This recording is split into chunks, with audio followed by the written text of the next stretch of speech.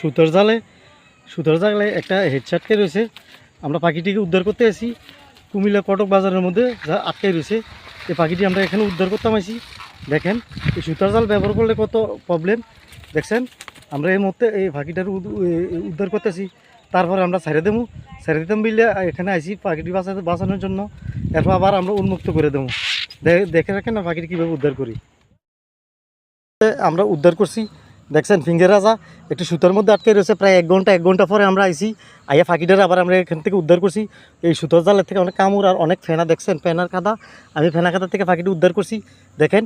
আবার আমি এটা উন্মুক্ত করে দিচ্ছি এই জায়গাতে, আর দূরে কোথাও নিলাম না, আমি এই জায়গাতে ছেড়ে দিলাম পাখিটারে। দেখেন পাখিটা সম্পূর্ণ উড়ে গেছে দেখছেন। আমি পাখিটাকে আবার ছেড়ে দিলাম, প্রাকৃতিক জিনিস আবার প্রাকৃতির বুকে ফিরে দিলাম। সালাম আলাইকুম, বাংলাদেশ জিন্দাবাদ।